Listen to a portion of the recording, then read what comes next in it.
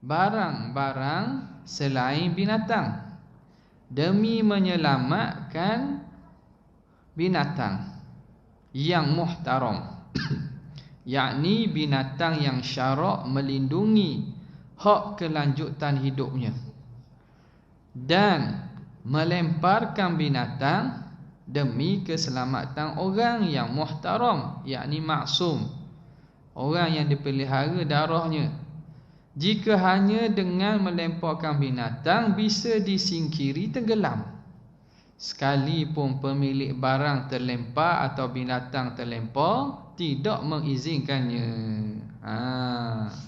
Cerita berkaitan bab ni bab jenayah, bunuh orang, lepas tu berkaitan dengan apa balasan diat, kisah dan semuanya lah. Jadi berkaitlah juga pengarang masukkan bab kita bunuh-bunuh binatang ni kerana ada tujuan ni. Maka boleh ke tidak ni? Maka datang perbahasan, pengarang kata yajibu inda hayajanil bahri, wajib ketika bergelora laut, wa khaufil gharaqi, dan bimbang akan karam kapal. Jadi seumpama ini maknanya banyak berlaku di pelayaran lah, pelayaran laut. Ada kalau yang lain payah kita nak gambarkan tak? Makna terbang di udara tak payah lepak. Dia makna kalau terbang di udara tu siap baca syahadah awal-awal lah, mengucap awal-awal je lah. Nak buang barang pun memang tak ada guna dah. Yang rosak kapal terbang ni biasanya kalau ada panjang umur hidup lah.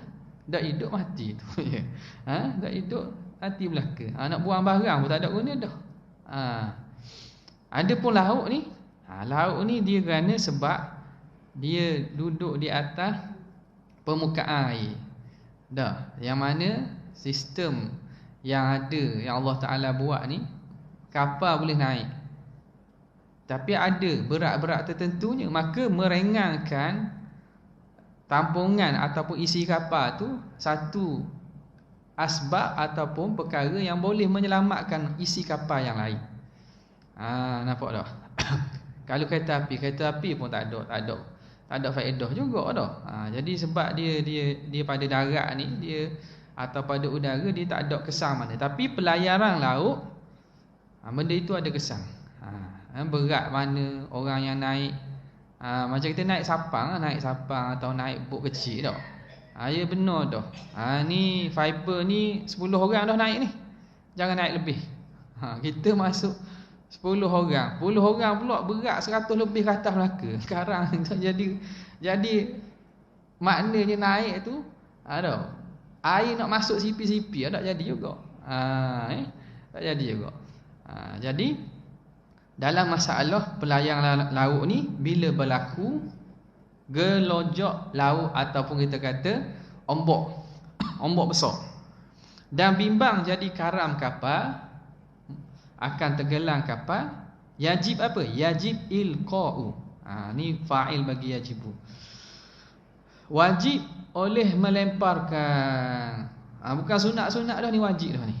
Jadi sebab apa ni? Termasuk daripada maqasid hifzun nafsi, memelihara nyawa.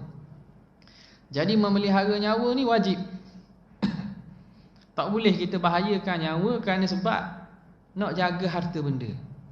Nak jaga harta benda, kita membahayakan nyawa kita, siapa boleh menghilangkan nyawa. Jadi kedudukan harta benda dalam objektif syariat yang kita panggil sebagai maqasid syariah ni kan, harta ni last sekali. Harta ni last sekali. Mula-mula agama dulu. Agama ni perlu dipertahankan. Nombor 1. Kerana agama ni asas. Tak ada agama manusia hidup macam binatang, tak ada faedah hidup manusia. Agama ni lah yang menyebabkan ada nilai kehidupan.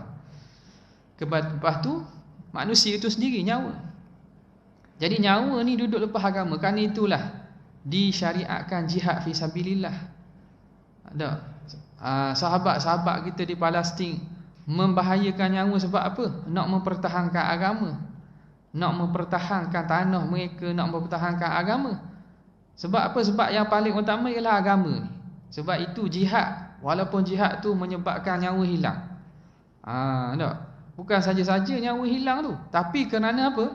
Kerana nak memelihara agama. Besarnya nilai agama ni.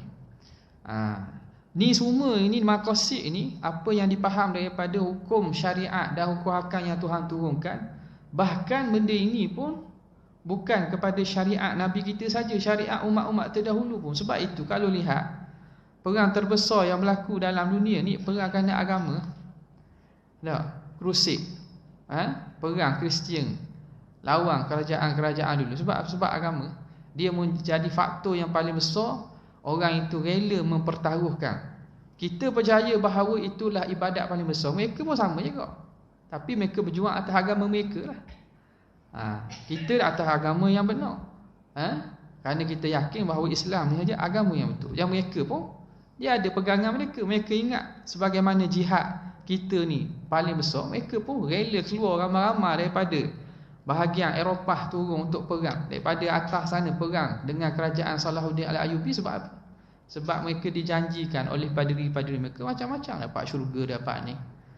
Sebab asasnya mereka ni daripada agama-agama, daripada kitab-kitab Samawi juga. Nampak? Maka agama yang dijaga. Kemudiannya ialah nyawa. Nyawa penting sekali lah. Sebab nyawa ni lah yang akan duduk apa-apa pun atas diri manusia. Setelah itu datangnya yang ketiga ialah akal. Maqasid yang ketiga ialah hifzul aqli, menjaga akal. Kenapa? Kerana akal ni ialah apa yang membezakan manusia itu sebagai manusia hayawanun natiq, hayawan yang boleh berfikir, dengan hayawan ghairu natiq, hayawan yang tak boleh fikir, iaitu binatang. Jadi bezanya an-natiqiyah, kemampuan untuk berfikir tu. Jadi akal itu duduk nombor 3 selepas daripada nyawa. Sebab itu diharamkan perkara yang boleh menyebabkan akal ni jadi rosak, jadi hilang. Ambil benda-benda yang boleh menyebabkan akal ni tak boleh berfikir dengan betul.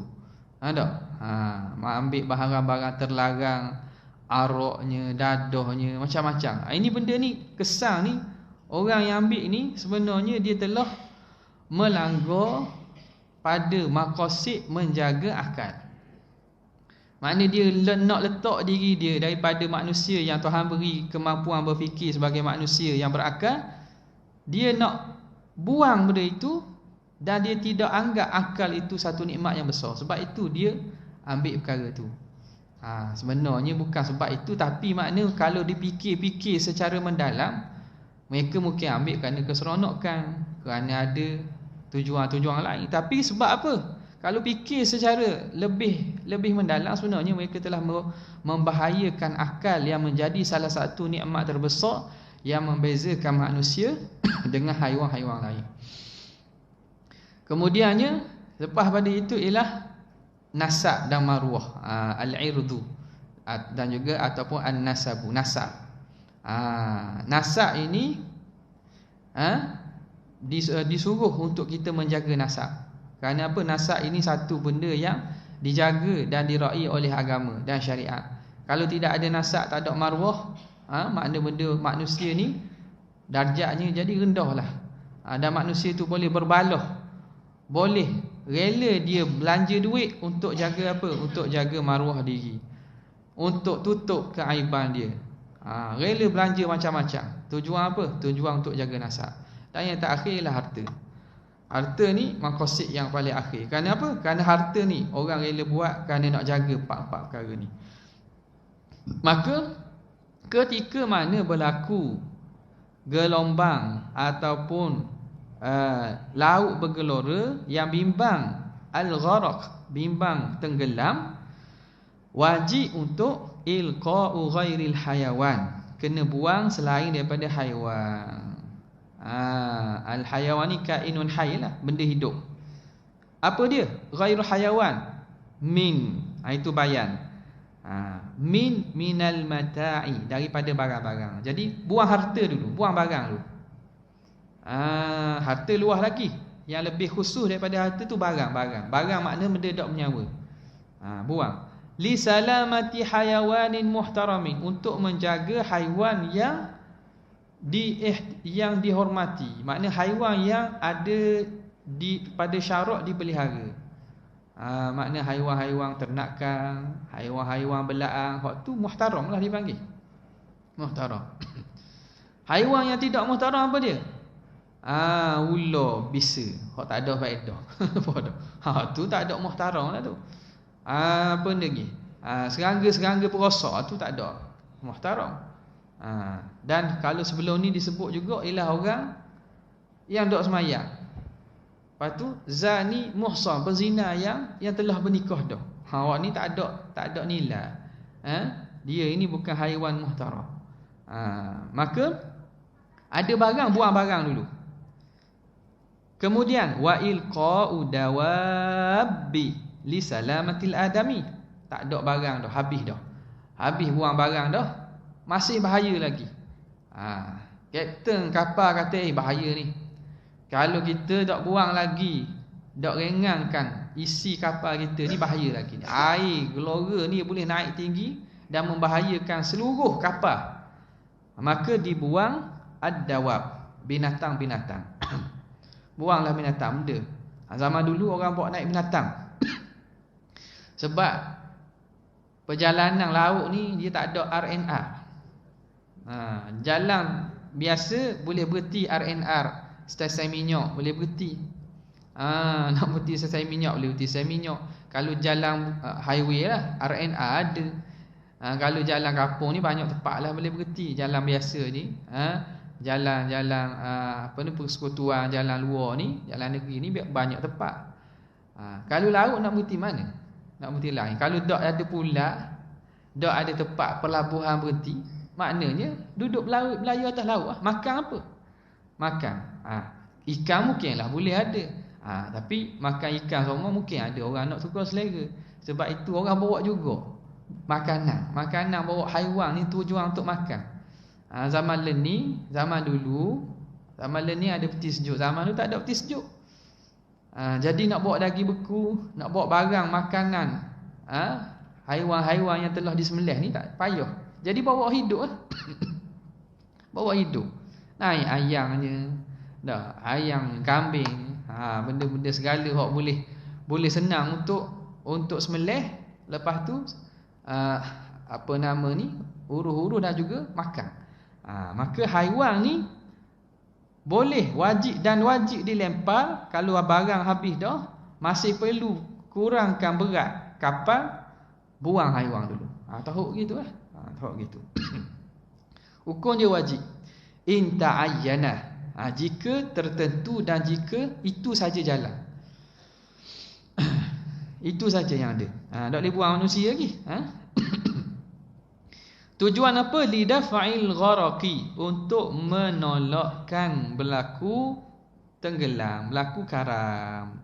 Wa illam ya'dhanil maliku, walaupun malik pemilik tak izin. Dia tuang kambing, atau tuang ayam. Ayam baik, bawa ayam. Ataupun ayam lagi, kalau ada kucing mahal, kucing Parsi, bawa binatang peliharaan. Habis dah barang-barang, tak boleh lagi ni, kena buang lagi ni, tak boleh selamat lagi. Buang. Bila buang tu, tuang dak izin tak ada kira. Tuang izin tak izin tak ada kira. Sebab apa? Syarat izin dah. Syarat memberi izin. Ya marahlah sekat tu dah. Marah, tapi marah dia kena fikir juga. Kalau tak buang binatang tu, makna sekali dengan dia tenggelam. Jadi daripada dia mati, baiklah binatang mati. Okey, habis. Wa ammal muhdaru kazanin muhsanin wa harbiyyin fala yulqa li ajlihi malun mutlaqan bal yanbaghi an yulqa huwa li ajlil mal.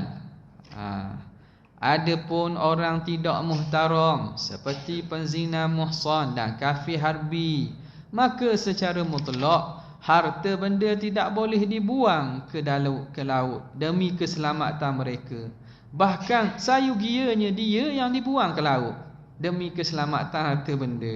Tengok ni. Jadi itu sebab tu dia kata untuk menyelamatkan adami, hayawan muhtaram. Adapun al-muhdar wa ammal muhdaru, orang yang darah dia itu tidak terjaga. Makna pada syarat orang ni patutnya kalau dijalankan hukum Islam, dia ni tak patut hidup, dikenakan hukuman bunuh ke dan seumpamanya. Maka orang ini kaharbi, contohlah seperti kafir harbi. Boleh sebut kafir tak? Harbi, kafir harbi. Dan awazanin muhsanin, penzina yang muhsan. Sebab penzina yang muhsan ni hukuman hududnya ialah dibunuh.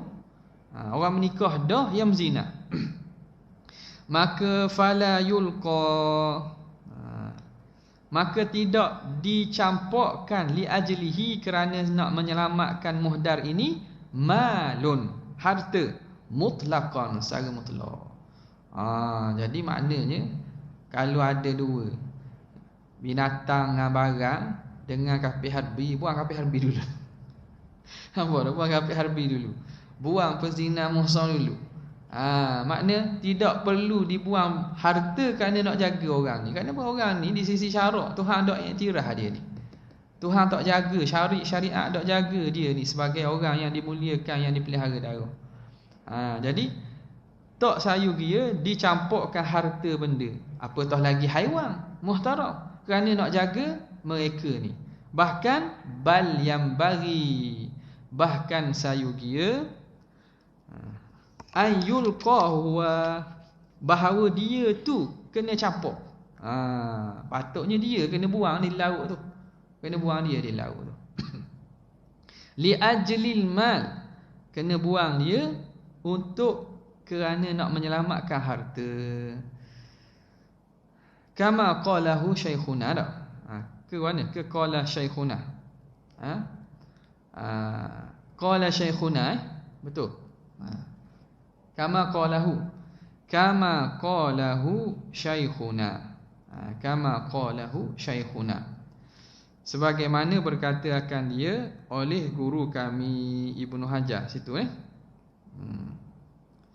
Kemudian kata pengarang, wa yahrumu ilqa'u, qala syaikhuna, wa yahrumu ilqa'u al-abidi lil ahrar wad dawabi lima la ruha lahu.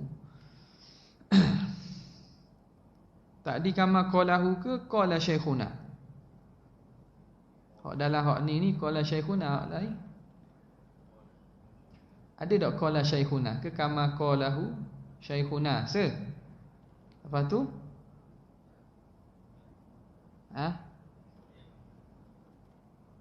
mana? Qala syaikhuna. Oh, ni memang anak wadik ni hak nak tengok nuskah Arab tu. Mana latih?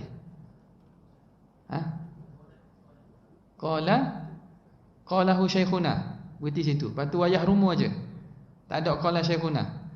Jadi maknanya hak dalam cetakan ni patutnya qala syaikhuna tu hidup atas. Dia duduk atas dah. Jadi ayat wayah rumu tu ayat baru dah, masuk mula pada kalam Syekh Zainuddin Malibari. Jadi huwa li ajlil mal kama qalahu syaikhuna, gitu. Kama qalahu syaikhuna. Jadi qala syaikhuna ni sepatutnya duduk atas. Dia bukan ayat Syekh Ibnu Hajar situ tu. Hak atas tadi tu kata Ibnu Hajar. Ibnu Hajar kata bahawa patutnya orang yang muhdar, darahnya tidak terjaga ini, dia tu dicampak dulu. Tak perlu campak benda lain kerana nak jaga dia. Dia tu patut kena campak dulu. Bahkan selamatkan harta dan juga haiwan. Dia yang dicampakkan daripada kapal. Jadi sebagaimana berkata guru kami situ. Jadi ayat bawah ni wa yahrumu ilqaul abidi lil ahrar wad dawabi lima la ruha lahu.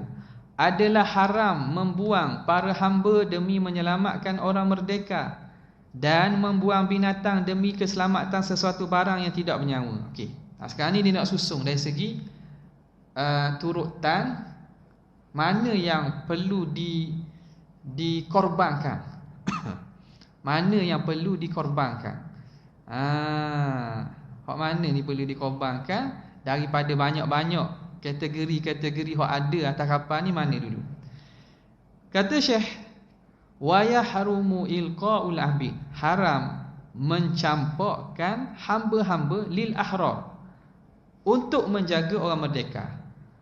Maknanya atas kapal tu ada orang merdeka, tuang-tuang kepada hamba, dan ada hamba. Jadi guana tu. Nak buang hamba ke? Tak boleh. Dah hamba ni kan dia barang yang boleh dimiliki.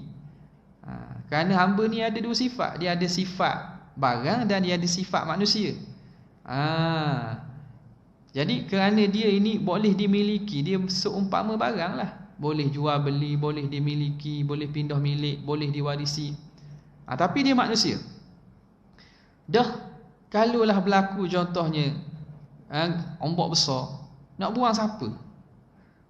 Boleh buang hamba ke? Tak boleh.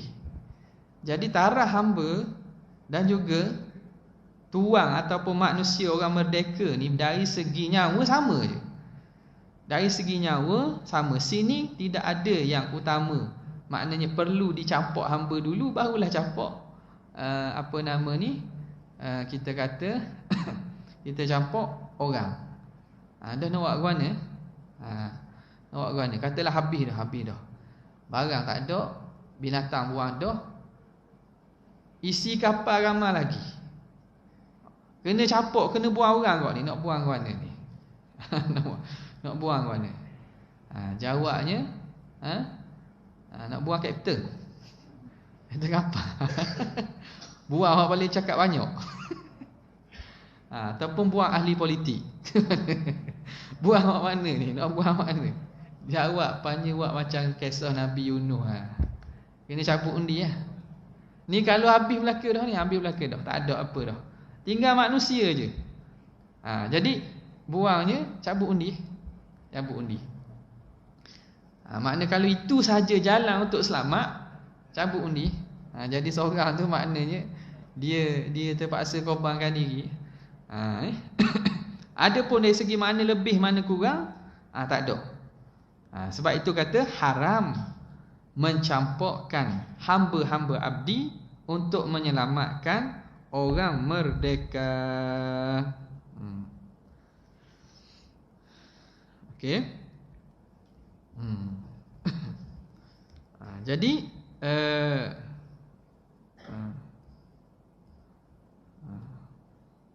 nampak sini.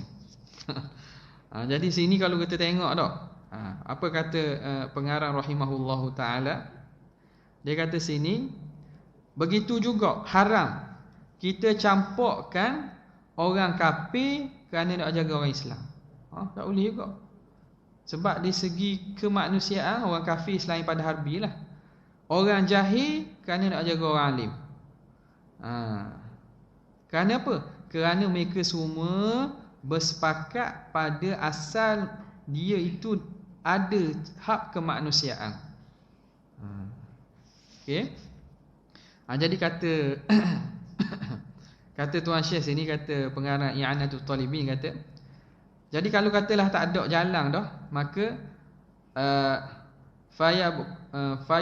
fayubquna kulluhum, mereka semua dibiarkan, wa imma an yaghraqu kulluhum aw yaslimu kulluhum, sama ada kita kata tenggelam semua sekali atau selamat semua sekali. Tapi perkataan ni boleh tu lagi lah ni apa nama ni, boleh di kita tengok, boleh tengok lagi lah adakah boleh kita maknanya, pengarang kata sama ada kekal akan belaka, makna tenggelam belaka, atau selamat belaka. Dua tu lah. Jadi nak pilih salah seorang tu, kena tengok ada ke tidak pandangan yang mengatakan boleh buat macam mana berlaku kepada Nabi Yunus alaihi salam.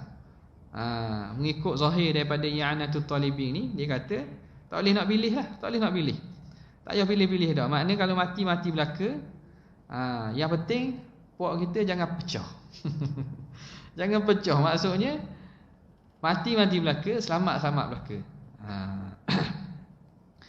Jadi situ itu boleh buat bahasan ataupun boleh buat kajian lagi tentang adakah boleh dalam masalah ini Qur'ah sebagaimana yang berlaku pada Nabi Yunus. Tapi pada Nabi Yunus itu mungkin syariat pada zaman dululah, persyariatan pada zaman dulu, mungkin persyariatan ataupun hukum sekarang ni boleh tengok dalam perbahasan para ulama.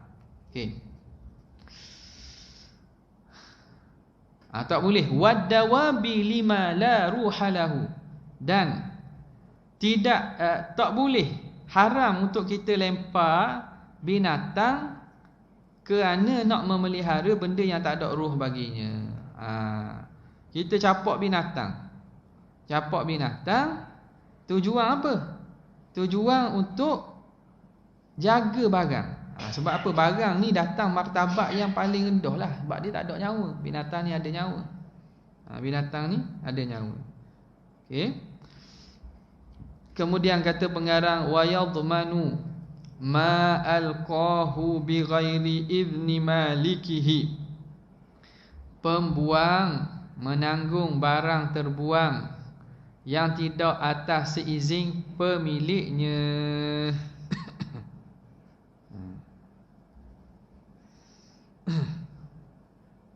Okey.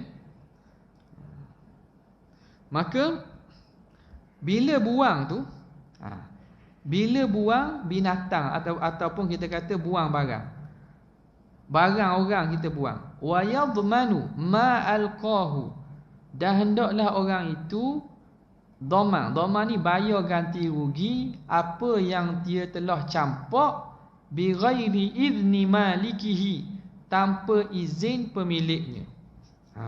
Dah tadi kata boleh campak tanpa izin pemilik. Okey. Boleh campak tanpa izin pemilik. Boleh campak dengan makna dok dosa dan wajib campak. Tetapi dhaman ada. Dhaman tu maknanya ganti rugi. Sebab apa? Sebab barang orang. Maka syariat dia ambil belaka, ambil daripada aspek semua orang. Aspek keselamatan wajib dicampakkan, wajib campak. Tuan tak izin tak izin, syariat memberi izin, maka boleh campak tanpa izin pemilik sekalipun. Kemudian katakanlah selamat orang atas kapal tu selamat. Tuan dia kata tadi, awak mau campak hak apa ni, kalau bawa apalah, campak gelam mah aku. Campak satu kotak barang kemah aku tu, pergi campak dalam laut tu, minta ganti semula. Jadi syariat pun ambil kira apa ni, dhaman atau ganti rugi dengan sebab dia telah memusnahkan barang orang tu. Maka kena dhaman. Wa yadmanu ma alqahu bila idzni maliki, tanpa izin malik, tanpa izin pemilik. Pemilik dah izin nak campak, wajib campak juga, tapi yang melemparkan itu kena ganti nanti kalau hidup lah, kalau hidup. Dah kalau tuang dia maaf, orang kata nasib baiklah buang kotak tu. Berat nanang kotak tu dah. Berat kotak tu, nasib baik campak kata. Selamat kita. Kalau gitu selesailah. Tapi kalau tuang dia minta izin, orang yang mencampakkan tu kena bayar ganti rugi. Walau qala li rajulin alqi mata'a Zaidin fa'alayya dhamanuhu in talabaka fa fa'ala dhaminahu al-mulki lal amiru. Apabila berkata kepada seseorang, buanglah barang-barang si Zaid dan saya akan menanggungnya jika ia menuntutmu, lalu orang itu pun melakukan, maka yang menanggung adalah yang membuang, bukan yang memerintah. Okey. Ini masalah dia tak ambil buang barang orang, dia suruh orang lain buang. Walau qala li rajulin, dia berkata kepada seorang lelaki, alqi mata'a Zaidin, pergi buang barang Zaid tu. Kita nak tenggelam ni, ambil barang Zaid buang. Zaid tak suruh pun. Dia kata alqi mata Zaidin wa alayya dhamanuhu. Aku akan tanggung ganti rugi dia. Mungkin buang barang dia tu, aku tanggung ganti rugi kalau dia minta. In talabaka, jika Zaid meminta kepada kamu. Fa fa'ala. Jadi lelaki yang kita suruh tadi pun buang sekotok barang berat, tak tahu apalah berat. Bawa apa ni? Bawa barang ke, bawa benda dah tu, buang dalam laut. Jadi akhirnya bila selamat belaka, Zaid mari minta. Siapa pergi buang? Siapa pergi buang barang aku? Dia kata, siapa pergi buang? Jadi kita khabar orang lelaki tu buang. Kata tak mau suruh kan? Kita suruh. Jadi siapa yang kena tanggung ni? Jawabnya dhaminahul mulki. Kena dhaman, kena bayar ganti rugi tu orang hak lepo. Lal amiru, bukan orang hak suruh. Kita hak suruh ni tak kena. Orang hak lepo secara langsung tu kena. Jadi nak ikut arahan orang ni kena tengok kau. Ikut arahan orang, samalah masalah. Orang suruh seorang tu suruh kawan dia bunuh orang. Siapa yang kena kisah? Bukan orang yang suruh, orang hak bunuh langsung. Belum ni kita sebut dah kan. Sebab apa? Sebab dia yang al-mubashir, dia yang buat perbuatan yang menyebabkan hilang nyawa. Ini dia yang menyebabkan perbuatan hilang harta. Dalam kaedah idza ijtama'a al-mubashiru wal wasitatu quddimal mubashir. Bila berhimpun antara mubashir, orang yang buat langsung, dengan perantara. Orang ni jadi perantara sebab je lah. Mubashir wal musabbib, orang yang menyebabkan. Dia jadi mubashir dengan tidak mubashir. Quddimal mubashir, didahulukan hukuman kepada orang yang buat langsung tu. Jadi yang kena tutup lagi, kena tutup dengan hot apple tu. Kita suruh je. Kita suruh. Kawan ni pergi buat juga. Dia tak tahu hukum. Tu tak tahu hukum. Dia pun kata, berapa minta dengan aku tanggungan ganti rugi, minta dengan orang yang suruh tadi. Tak, rupanya dia yang kena bayar. Sebab itu kita nak buat kerja orang ni jaga molek zaman sekarang ni, zaman ikat orang ni. Bawah suruh orang bawah, orang bawah buat reka surat, reka saing rasa ni tak. Hak kena mana? Hak kena hak bawah ni. Sebab tu jerung-jerung lepas banyak ikan bilis kena ikat. Sebab apa ikan bilis ni awak buat Awak buat secara langsung ni ikan bilis. Hak jerung tu lepas jerung ya gagah jerung. Sekali yang ngak banyak.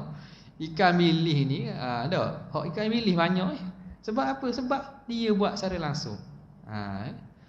Undang-undang gitu. Awak kena kan? Tapi maksudnya dalam hukum syarak, orang yang buat secara langsung itulah dia yang kena sebenarnya. Dosa belaka. Hak suruh tu dosa juga. Cuma dari segi tindakan tu ataupun hukuman tu kena kepada hak mubashir yang buat secara langsung tu. Habis. Far'un, ini satu furu', satu cabang. Afta Abu Ishaq al-Marwazi bihilli saqi amatihi dawaan liyasquta waladuha ma dama 'alaqatan aw mudghatan. Abu Ishaq al-Marwazi mengeluarkan fatwa mengenai dihalalkan meminum amahnya. Amah ni hamba perempuan sendiri obat penggugur kandungan selama kandungan masih berwujud alaqah, segumpal darah, atau mudghah, segumpal daging. Masuk lagi bab masalah menghilangkan nyawa ni, iaitu bunuh janin. Pas sekarang makna gugur, menggugurkan bayi. Jadi kita tengok ulama letak hukum dah daripada dulu dia letak hukum ni. Apa hukum gugurkan kandungan ni? Far'un afta Abu Ishaq al-Marwazi. Abu Ishaq al-Marwazi, salah seorang daripada ulama ashabul wujuh mazhab Syafi'i kita, dia memfatwakan dengan hilli saqi amatihi, halal untuk beri minum kepada amah hamba. Sebab hamba ni milik tuang, jadi tuang boleh paksa hambanya. Kalau katakanlah salah, tuang menyebabkan hamba puang ni berat mengandung, ada ataupun hamba perempuan ni, sebab hamba ni kadang perangai dia teruklah sikit, jadi tiba-tiba balik rumah tuannya besar perut. ataupun mengandung anak tak tahu siapa. Jadi tuan dia kata, mu ni buat kerja apa ni? Dia paksa hamba dia minum ubat gugur kandungan. Jawapannya difatwakan oleh Abu Ishaq Al-Marwazi, boleh suruh hamba meminum dawaan, minum ubat liyasquta waladuha, supaya gugur anaknya. Anak tu gugur. Bila tu? Bukan ikut dan madama alaqatan, selama mana anak itu masih alaqah, masih dalam proses ataupun fasa di alaqah lagi, darah ketu, au mudrah atau daging ketu, boleh lagi, belum ditiup ruh lagi dah tu. Belum ditiup ruh lagi, makna masih dalam peringkat awal. Tak berapa, sebulan ke tak, sebulan 2 bulan gitu boleh lagi. Tengok balik ni mutah, pagi-pagi mutah, pagi-pagi mutah. Tak. Cek rupanya lekat. Anak siapa tak tahu. Dia hamba kita, boleh kita suruh. Bini tak boleh, bini izin kena lepas ni ada sebutlah izin bini dan juga suami. Hamba dah apa, sebab hamba milik tuan. Wa balaghal hanafiyatu, dan telah mubalaghah. Mubalaghah ni makna kita kata bahasa kita nganu nebeng nebeng makna bersangatan. Hanafiyah ini kata faqalu yajuzu mutlaqan, boleh gugur secara mutlak. Okey. Bubuk gugur secara mutlak ni apa? Sama ada dalam fasa alaqah ataupun mudrah daging, ataupun selepas daripada tiup ruh. Jadi makna ni berat sangat ni pandangan ni, balaghah mubalaghah sangat ni pandangan ulama Hanafiyah ini. Mazhab Hanafi lah, mutlaqan dia kata. Wa kalamul ihya yadullu alam tahrimi mutlaqan. Kalam Imam Nawawi dalam Ihya menunjukkan haram secara mutlak. Sama ada masa fasa alaqah ke, darah ke, daging ke, haram. Qala syekhuna, kata guru kami Syekh Ibnu Hajar, huwal aujah, itulah pandangan yang paling berwajah, paling kuat dan muktamad di mazhab Syafi'i, hukumnya haram. Kalau kita lihat daripada dalam mazhab 4 pada masalah ijhad. Ijhad ni makna gugur bayi ni. Bagi orang yang nak mengambil pandangan harus, maka pandangan yang kita kata hak muktamad tak boleh lah di sisi mazhab kita. Tapi pandangan-pandangan lain, ni fatwa Imam Marwazi mengatakan selagi mana belum ditiup ruh, ada pandangan ulama yang membenarkan gugur anak. Kalau ada sebab lah, kalau ada sebab yang dibenarkan syarak. Ada sebab yang dibenarkan syarak. Kalau tak ada sebab, benda itu juga dikira haram.